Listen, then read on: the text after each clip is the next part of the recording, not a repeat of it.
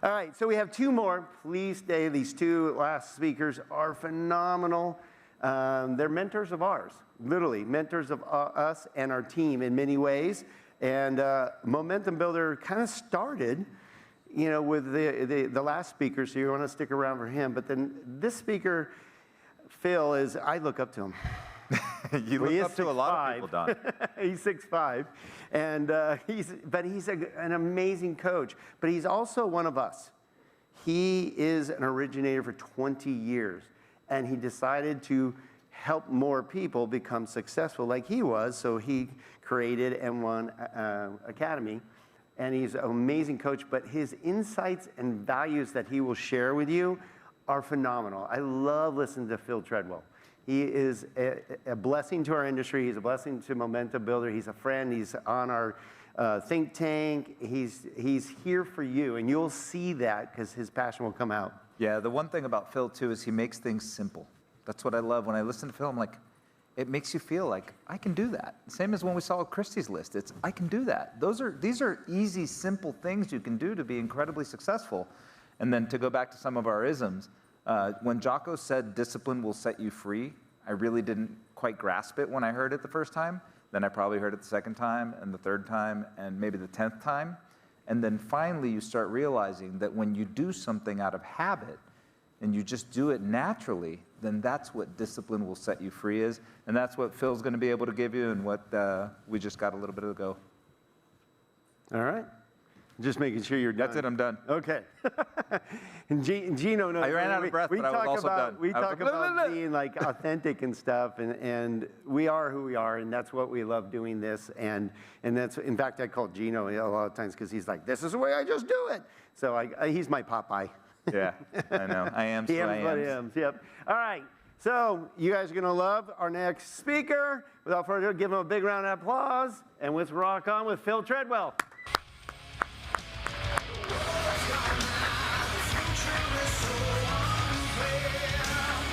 You don't need it? It's a long walk. Holy cow. I know. The walk of shame. Appreciate you, brother. You too, buddy. Appreciate you, man. What's going on, Momentum Builder? How are you guys doing? I can barely see you guys because the lights are a little brighter than I expected, but I see outlines, so that's positive. I had a completely different talk planned for today, and I scrapped it this morning. This is Momentum Builder Reboot, right? So we got to reboot. The thing that got you here, the strategy that got you here, is not the strategy that's necessarily going to help you have success in 2024. We all agree with that? So I want to ask permission to give a little tough love. Anybody here want to know what it's actually going to take to be successful in this market right now? Is that cool? Can I step on a few toes maybe? Okay. Raise your hand if you have goals written down for 2024. Raise your hand. Okay, 92% of you will not achieve those goals this year, statistically. It's not because you don't want them to. It's not because you're not capable. The two main reasons people do not achieve their goals on an annual basis, first is clarity. We're not clear enough about what we want. You've got to be extremely clear in what you want for your life and for your business. It's not enough to say, I want my business to grow this year.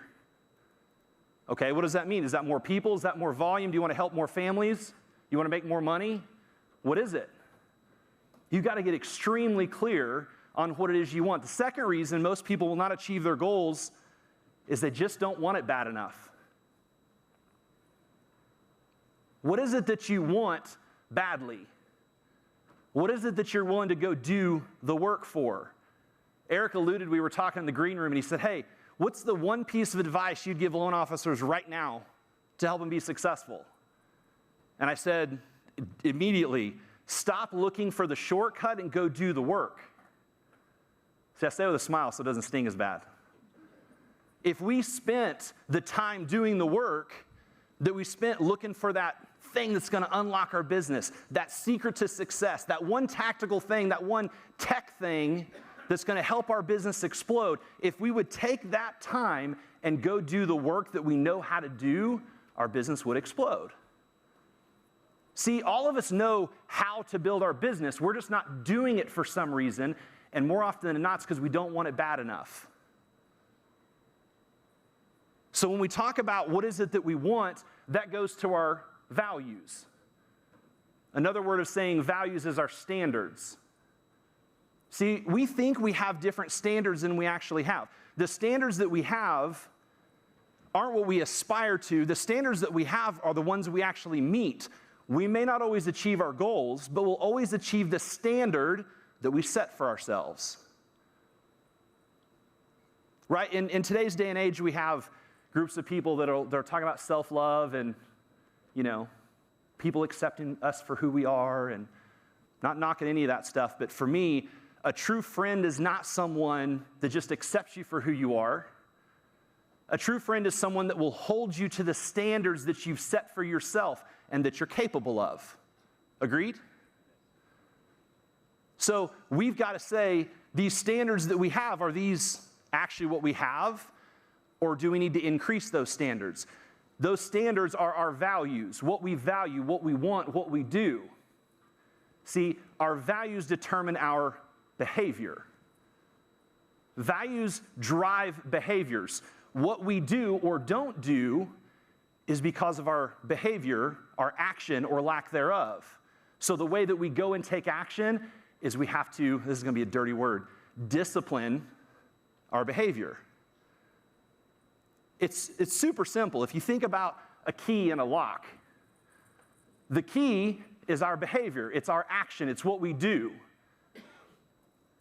Okay? The lock is the discipline. And all we have to do is put the key in the lock, and we unlock the door to what we want. And the reason we turn the key in the lock is our goals. It's our why. M1 Academy stands for mindset first. Mindset is our attitude and our actions, because those are the only two things that we can control. We can't control the market. We can't control our partners. We can't control our clients. What we can control is what we do, the actions we take, and how we respond to things, our attitude. See, I'd love to come up here and say, hey, here's 5 things that if you do them right now every single day, your business is going to explode. But the problem is you already have that list. You've got to find something that you want really, really badly. If I said to you guys, hey, in 12 months, or in 2024 or 24 months, let's say the next 2 years, at the end of 2 years, you're going to have a $100 million business. You're going to have a huge database.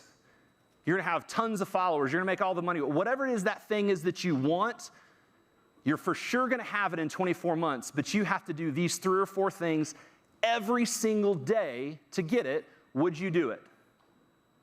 Anybody? Yes. See, that's what we're giving up by not doing the things that we're supposed to do. See, the reason we don't is we don't have the belief that it's going to happen.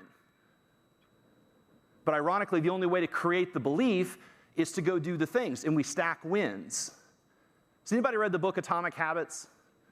Phenomenal book. Talks about stacking habits. I talk about stacking wins. See, our mind only distinguishes between wins and losses, but not how big they are. So let's say, I'm trying to think who, if it was earlier, was talking about a morning routine. Was it Sasha talking about a morning routine? Okay, so let's say you get up a little bit earlier, you go to the gym, take some quiet time, post some content, listen to a podcast, read a book, whatever your morning routine is, you've now stacked a bunch of wins. So let's say your first client call, you bomb it. You have a coffee with a realtor, it didn't go very well. Yeah, it's a loss, but see, what happens is our mind's like, well, we made our bed, had a bad call, those cancel each other out. Now we have momentum. This is about creating momentum, right? See, when we stack wins, it creates momentum. That momentum creates more motivation. I tell this story, I tell this story a lot. In Texas, we love our queso. Anybody else love queso? Chips and queso is like the bane of my existence because I love it. It's just not good for the waistline. So if I'm heating up a bowl of queso in the microwave and it boils over, like, dang it, I got to clean out that clear plate in the middle. And then I'm like, well, while I'm in here, I'm going to clean out the microwave. Then I'm going to clean the counters around the microwave. Next thing I know, I've cleaned the whole kitchen. I'm looking at touching the paint on the walls. Does that happen to anybody else? Or you're walking through the garage and you see a shelf that needs to get rearranged. 3 hours later, you've cleaned the whole garage. Okay? Momentum creates motivation. And here's the other thing it creates: confidence. Catch this, guys. Confidence is not a personality trait. Confidence is a skill that you learn. And you learn that by taking action, by doing your habits, by doing the things on a daily basis it takes to win, and that creates belief that you're going to get where you want to go. Right? It all goes back to our values and our standards. So how do we become elite? How do we become the person that we aspire to be? A lot of you know I've had a podcast for about 5.5 years called Mortgage Marketing Expert. And I bring on experts to talk about mindset, tactics, habits, their message, vision. And over that 5.5 years, as I got to interview some of these people, as I got to become friends, some of them became coaches and mentors, I realized all truly successful people, high-performing elite people, have things in common. I'm finishing a book right now called What the Uncommon Have in Common. Elite people have things that they all do. And one of the things that they do that I haven't talked about in any other of the talks that we've done, because some of you have heard some of the pieces that are in there, one of the pieces is they don't focus on the outcome, they focus on the process. Does anybody here know Shant Benosian? One of the top LOs in the country, if not, I think maybe the top LO in the country. It's funny because a lot of people reached out about that podcast, and that's how he created $1 billion in production, was through systems and processes. Your daily routine is nothing more than a system. Your disciplines, your habits, they're nothing more than a system. But yet, that can't be the key because that's too simple. If you said you need to call this many people every day, or post this much stuff, or read a book, listen to a podcast, there's 4 or 5 things that are now your daily habits, your daily disciplines, and all you just have to do is keep doing them. That's going to lead to success. But we don't want to hear that. So we don't focus on the outcome, we focus on the process. A question I get all the time is, well, how many times do I need to post? How many phone calls do I need to make? How long do I have to keep doing this? More. Longer. The answer is always more. Success is about consistent and persistent effort over time. We know what it means to be consistent. You do it regularly. Persistence where we get stuck, because persistence means staying consistent whether you get results or not. Because we'll stay consistent and get some results and then we stop, or we stay consistent and don't get results. It's like, well, this isn't working, something's wrong. Let me go find the next thing. So what I want you to take away from Momentum Builder is, as you learn some new tactics, as you learn some new mindset, you need to go and say, this is what I'm going to do because I want this thing badly, and no one's going to tell me that I can't.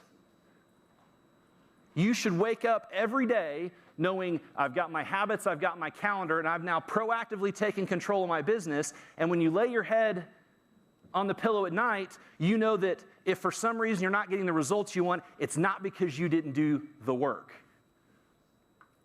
I had a coaching call with a client yesterday. He's heard all this many times in different ways. He's like, yeah, you've seen my habits, you've seen my routine. What do I need to add? What do I need to change? I don't feel like I'm getting the results that I want yet. And I said, can you sit here and say for sure that you have done these things consistently for 30 days, let alone 60 or 90 days? He's like, well, no. I said, then why are we trying to change anything?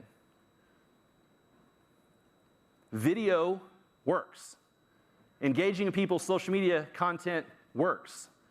Making phone calls, meeting with realtor partners, all of the stuff that you're going to learn, it all works, or there wouldn't be incredible people up here on stage talking about it.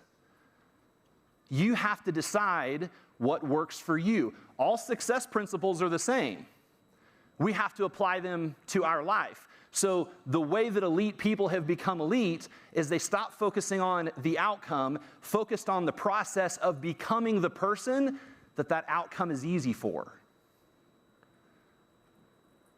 We're like, wait, no, but I want to know how many phone calls to make to get this many deals. How many Josh Pitts, how many videos do I need to do, Josh, before the phone rings? No, become great at talking to people. Become great at video. Become the person, focus on the process, not the outcome. And the person that comes out the other side of that, the outcomes just happen for. And I wish that I could package it up and say, this is for sure happening, but it goes back to, we don't have the belief that it's going to work that way for us. Even though everyone that gets up on stage, all the podcasts we read, podcasts we listen to, books that we read, all the information's out there. Why aren't we doing something with it? Another thing that uncommon people do is they embrace failure. See, part of this action thing is, well, what happens if it doesn't work? Keep doing it. Do it more, do it longer. My mom's a teacher, my dad's a builder, so on this entrepreneurship meets academia, I learned work ethic and the learning side. It sucked because I got straight A's because I had to, but all I want to do is own my own business. I don't want to do my homework. I wanted to go open a lemonade stand. Anybody have a paper route? I always wanted a paper route. Nobody gave me. I lived down a dirt road. There's not many houses on a dirt road to do a paper route for. See, my mom in academia, in school, and there may be some people in here that are teachers or been teachers or have family. I'm not hating on academia. I'm just stating a fact. We all learned in school that success is over here and failure is over here, and we have to decide which way we want to go. Because I couldn't fail every test, fail every quiz. Even if I learned what I got wrong, in academia, I was still a quote-unquote failure. It's not how it is in the real world. In the real world, success and failure are stacked. We go through failure to get to success. Why? I'll tell you why. I'm glad you asked. There's never a situation, hear me, there's never a situation where doing nothing is better than doing something, even if you fail. Vocal crowd. If you do nothing, you get? Nothing. Okay. If you do something, you either get a result, you get a win, or you take a loss. But that L in loss is actually L for learn. Damn, it comes right back to mindset. A growth mindset says every time I fail, every time I screw up, every time something happens that I don't like, it's an opportunity to learn something. It's why you guys are here, is to learn something.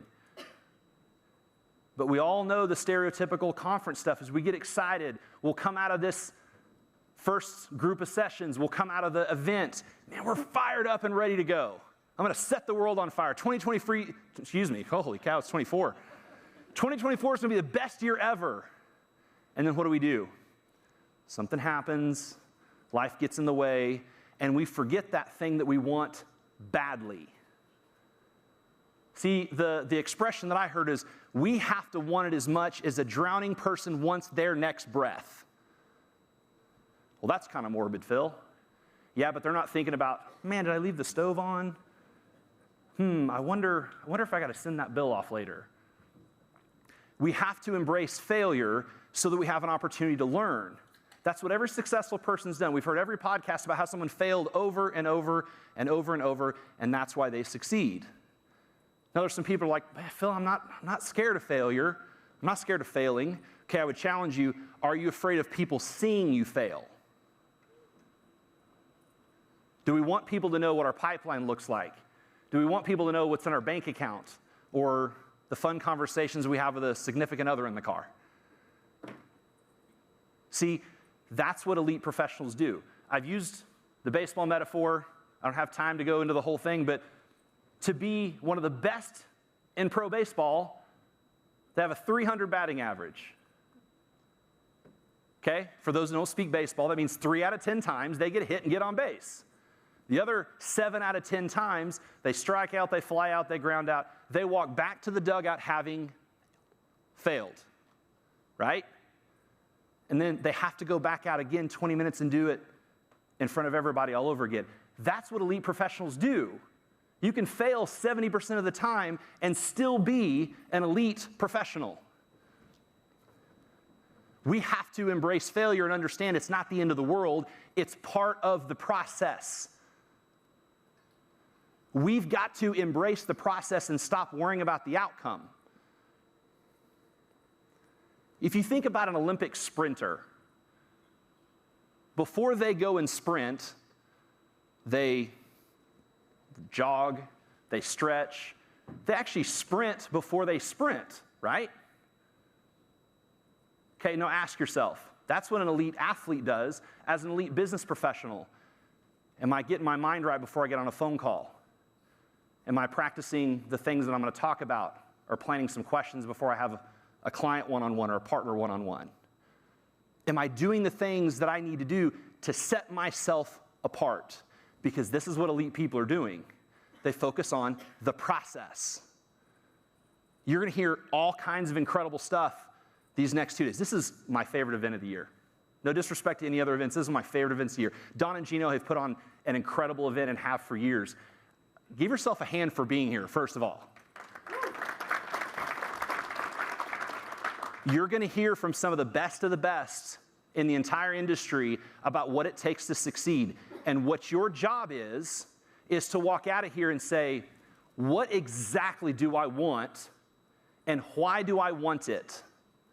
And it's got to be something bad, not because your manager said so, not because you think this is the next stage of your business. What is it that you want badly? Then you need to create habits. Daily habits, daily disciplines, and you need to do it over and over and over. Guys, the gap between where you are in life and where you want to be is nothing more than a decision that you're going to do the work. Tony Robbins says, we've not truly made a decision unless it creates new action. And we forget that Uncle Bob and Aunt Sally, that we know that when they've made their mind up, there's no change in their mind. We can too. That's your real value. That's your real standard, is make the decision to do the work and go do that thing. And when you ask yourself, hey, how much more, how many more reps, it's always more. Focus on the process, not on the outcome, and you guys will win. Thank you guys so much. I appreciate it.